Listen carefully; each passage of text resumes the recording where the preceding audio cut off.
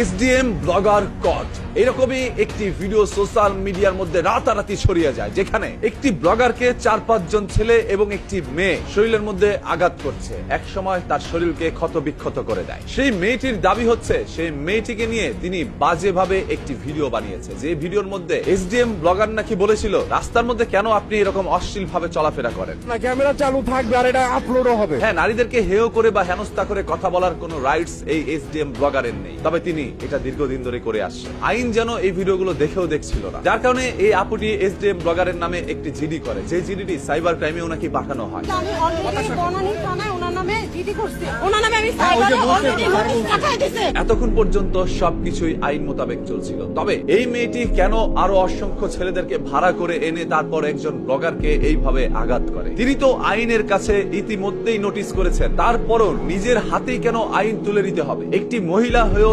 জনসম্মুখে একটি ছেলেকে আঘাত করছিল, তার চুল ধরে টান দিচ্ছিল এবং বাজে ভাষায় তিনি একের পর এক গালি দিয়ে যাচ্ছিল। একজন মহিলা যখন এই ধরনের ব্যবহার করে, তখন উল্টো তার বিরুদ্ধেই অভিযোগ করার দরকার। কিভাবে এই রাতের বেলা একটি মহিলা অসংখ্য ছেলেদেরকে অ্যারেঞ্জ করে একজন ছেলের উপরে ঝাঁপিয়ে পড়তে পারে? আমি ধরেই নিলাম ওই ব্লগারের অসংখ্য ভুল রয়েছে, তার বিরুদ্ধে আপনি আইনীয় ব্যবস্থা নিয়েছেন। যদি না নিয়ে থাকেন তাহলে নেন, তবে আপনি ছেলে পেলেদেরকে একত্রে করে নিজেই ঝাঁপিয়ে পড়তে পারেন না। আপনি একজন মেয়ে মানুষ, এটা বাংলাদেশ, বাংলাদেশের কালচার আপনার মেনটেন করতে হবে। আপনি চাইলে উলঙ্গ অবস্থায় চলতে পারবেন না। হ্যাঁ, মুখ চোখ সবকিছুই ঢেকে রেখেছেন, তবে এমন টাইট জামা পরেছেন যেন জামা আর একটু হলেই ফেটে যায়। হ্যাঁ, আমি এইভাবে আপনাকে মন্তব্য করতে পারি না, কারণ আপনি উলঙ্গ চলবেন নাকি জামা পরে চলবেন সেটা একান্ত আপনার ব্যক্তিগত বিষয়। যেই ছেলেটি কোনোদিন তার চেহারা দেখে ভিডিও করে নাই, সেই ছেলেটির চেহারা আপনি রিভিল করে দিলেন, জনসম্মুখে দেখিয়ে দিলেন কিভাবে সেই ছেলের চেহারা দেখাতে হয়।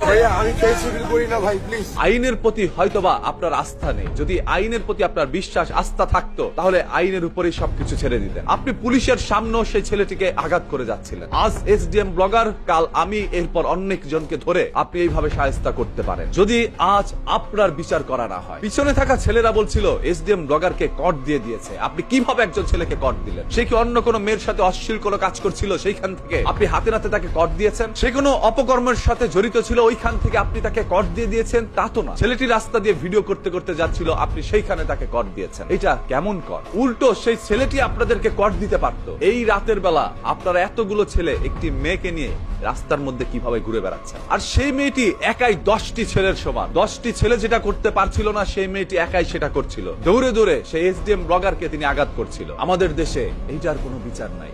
একজন মহিলা যদি একজন ছেলেকে প্রকাশ্যে এইভাবে আঘাত করে, ক্ষতবিক্ষত করে দিতে পারে, তারপরও দেখবেন আইন এটা নিয়ে কিছু বলছে না। আপনি